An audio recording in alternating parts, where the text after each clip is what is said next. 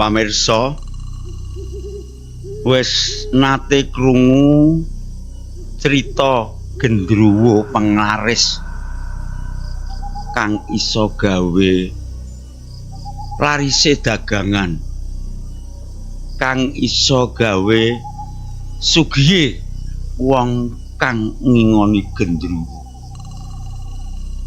Nanging ing babare ngelakon gendruwo penglaris iku mau njaluk bayaran nyawa.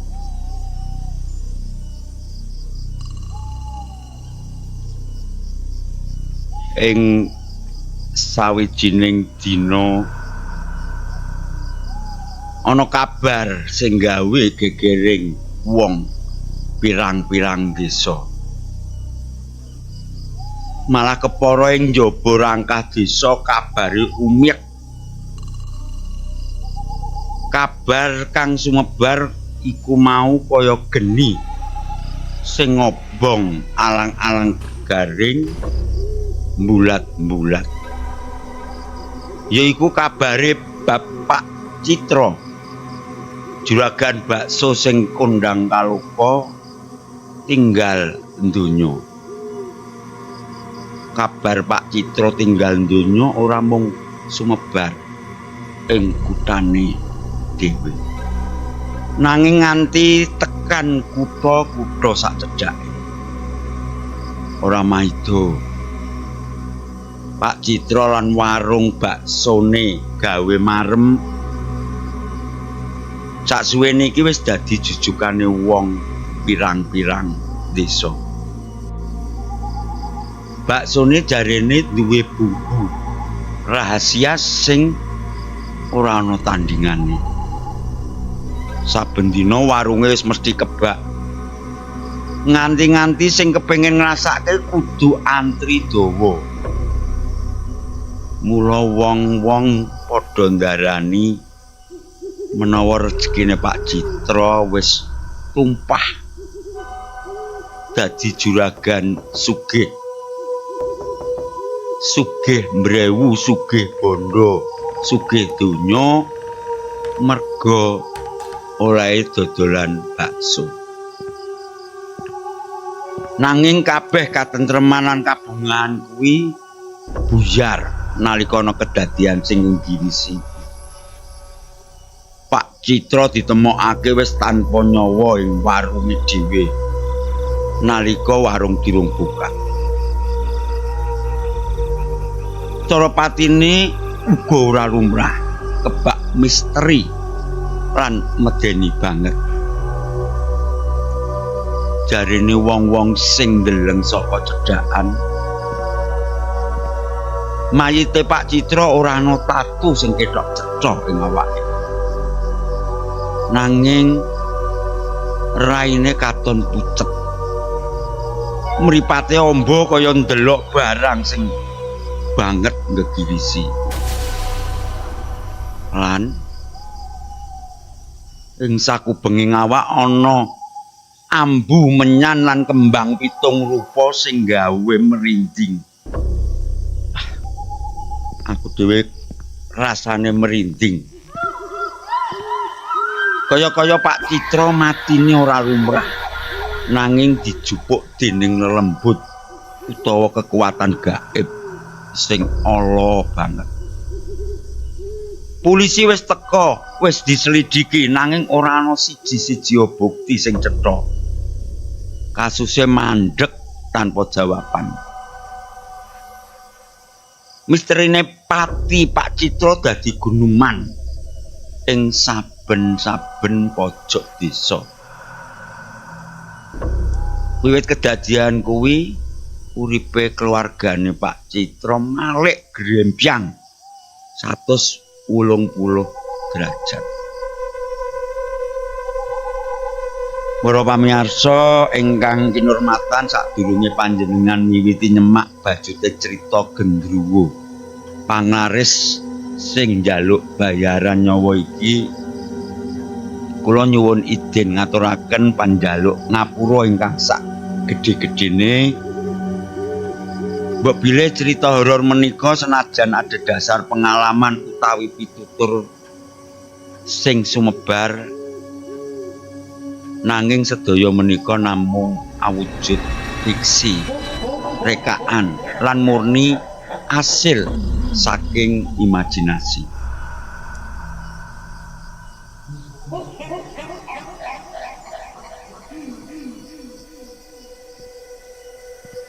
Pramila menawi wonten kememperan ing babagan jeneng tokoh utawi asma paraga, jeneng panggonan utawi asma panggenan, jeneng warung asma warung utawi prastawa-prastawa ingkang kados kasunyatan ing alam nyata, kula njamin menika namung babagan sing ora disengaja. Kula mboten gadah karep utawi niat satunggaling menapa kangge nyinggung, ngrendah utawi nggambaraken tiyang, panggenan utawi kedadian ingkang asli. Mugi-mugi panjenengan sadaya saged maos kanthi pemikiran ingkang wiyar lan pikantuk piwulang ingkang becik ing crita menika. Pamirsa, wiwitane aku iki kalbu wong sing ora gampang percaya karo crita-crita takhayul utawa bab-bab sing ora masuk akal. Lah apa meneh kok mung crita bakul bakso ing sawijining kutha sing larise nggunakake penglaris gendruwo. Guyu wae rasane. Mosok iya bisnis jualan bakso wae kudu njaluk tulung setan. Pikirku sing jenenge laris iku amarga baksone enak, regane pas, panggonane uga resik. Intine ya laris iku merga dodolane sing jujur lan tenanan.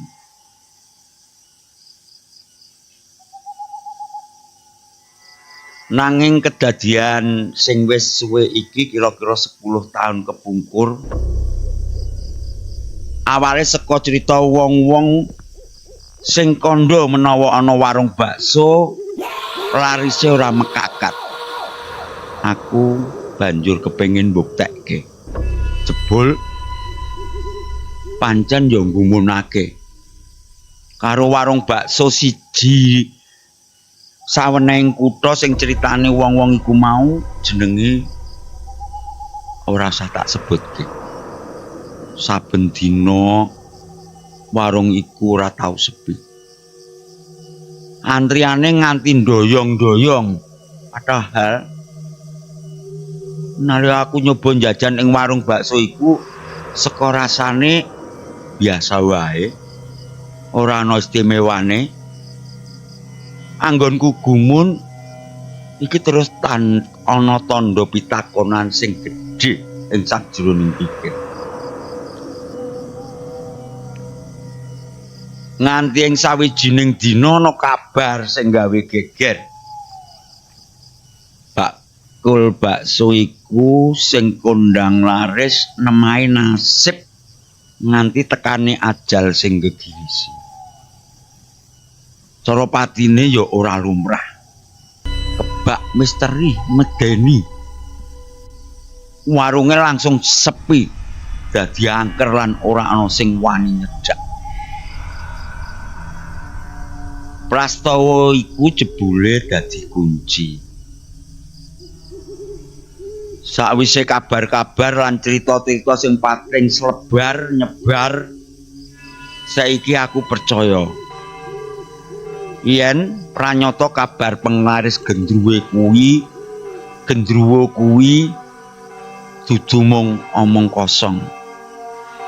Bakul kuwi bener-bener nempuh cara sing salah lan ora wajar kanggo sugih lan nglariske dodolane.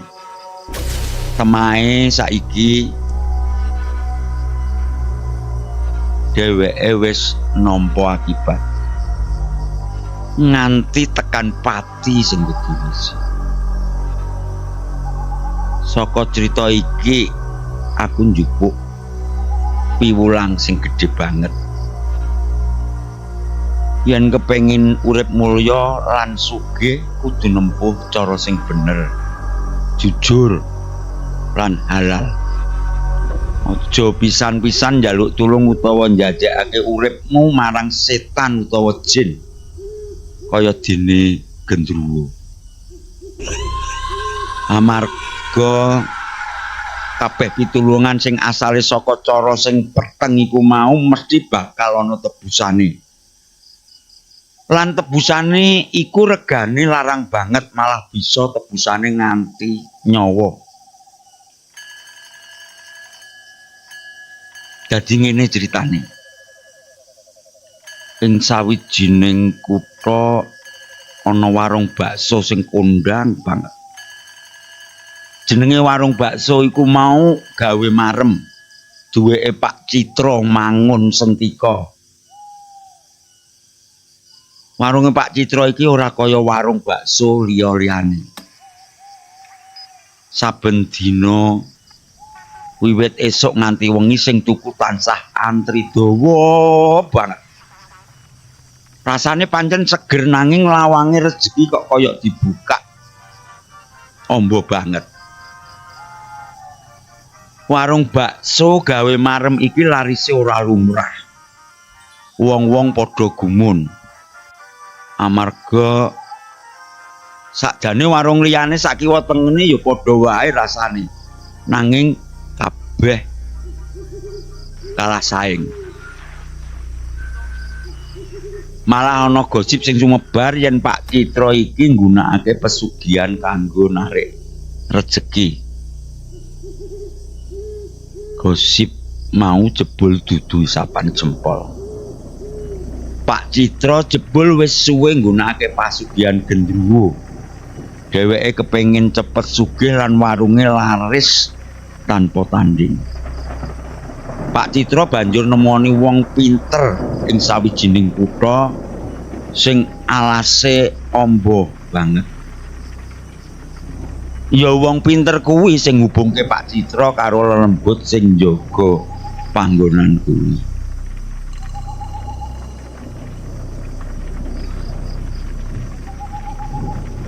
Kowe gelem sugih to, Citra.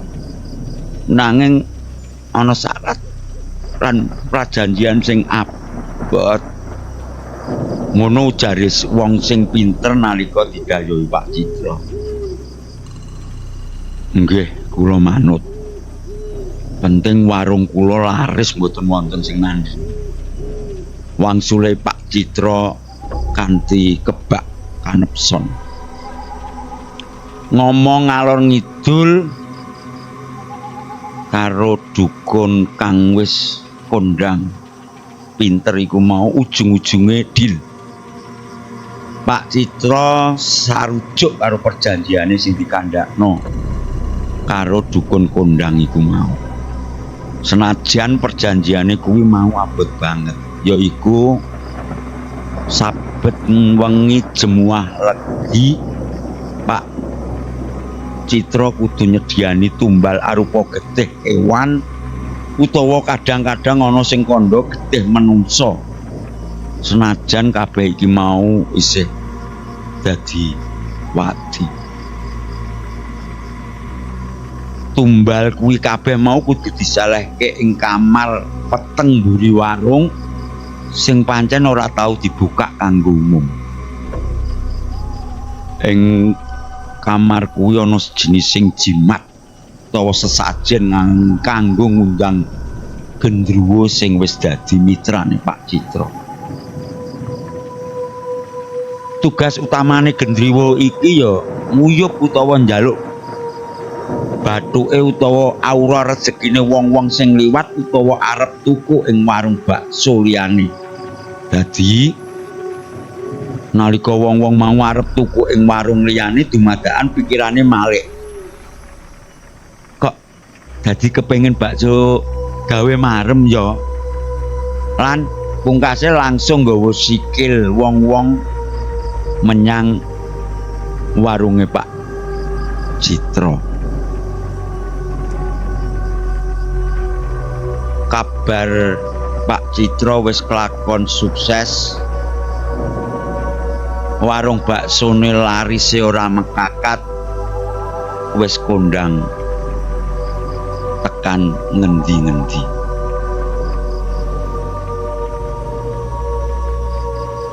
Ing sawijining bengi ana salah siji pegawene anyar. Pegawene Pak Citra sing arane Dewi. Sing ora ngerti babakan wadi peteng warung bakso gawe marem. Waktu iku Dewi piket wengi lan kudu ngresiki piranti ing pawon. Iya kira-kira jam 2 esuk dadi kahanane sepi banget. Nalika nedeng-nedenge ngresiki piranti, Dewi krungu swara aneh saka kamar mburi. Warunge Pak Citra sing dikunci rapet. Suarane kaya wong ngero-ngero lah mambune amis banget.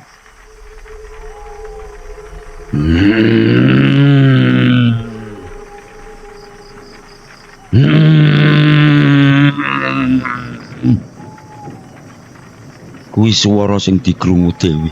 Dewi wedi nanging rasa penasarane jebul luwih gedhe. Dheweke nyoba nginceng saka sela-selaning lawang. Kanthi cahya rembulan sing mlebu sithik, Dewi weruh ana sosok ireng gedhe banget. Wulune gimbal. Mripate abang kaya areng kobong. Lagi nguntal utawa nyedot sesajen ing dhuwur klasa sing ana jero kamar wadi kuwi. Sosok kuwi dhuwure nganti nembus payon omah. Dewi kaget cepet-cepet nutup lawang. Dheweke weruh yen ing mripate gendruwo kuwi ana kilatan dhuwit lan rasa marem sing medeni. Jebul ing sandinge gendruwo ana Pak Citra sing lagi lungguh ndingkluk kaya wong sing pasrah lan ketekan. Pamirsa sakwise weruh kedadian kuwi Dewi langsung mlayu ninggalke warung. Isuke dheweke ora gelem mlebu maneh lan ora crita babakan kedadian apa sing diperangguli nalika dheweke resik-resik piranti ing omah mburi karo sapa wae. Termasuk karo kancane kerja apa meneh karo tangga teparone. Sawise kedadian kuwi warunge bakso gawe marem isih laris. Nanging Pak Citra wis wiwit katon maneh. Raine pucet, mripate cegung kaya wong sing kurang turu. Dheweke kerep nesu tanpa sebab lan saben esuk sawetara warga mrangguli ana kucing utawa kirek ireng sing ditemokake mati misterius ing sak kiwa tengene warung bakso Pak Citra. Wong-wong sing tau nyoba baksone Pak Citra senajan rasane enak sawise mangan malah krasa ora kepenak atine utawa malah dadi gampang lali lan gampang lara jarine. Cerita-ceritane wong-wong sing bubar jajan bakso ning nggone Pak Citra kandha menawa bathuke wis krasa diuyup dening gendruwo kuwi sing gawe uripe ora tentrem.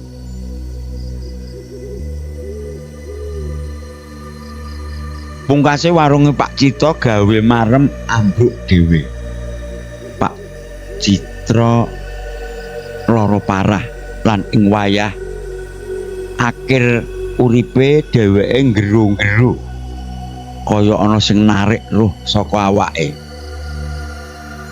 Warunge banjur bangkrut lan lawang kamare sing peteng kuwi ora ana sing wani mbukak nganti ing wektu saiki. Pamirsa ingkang kinurmatan,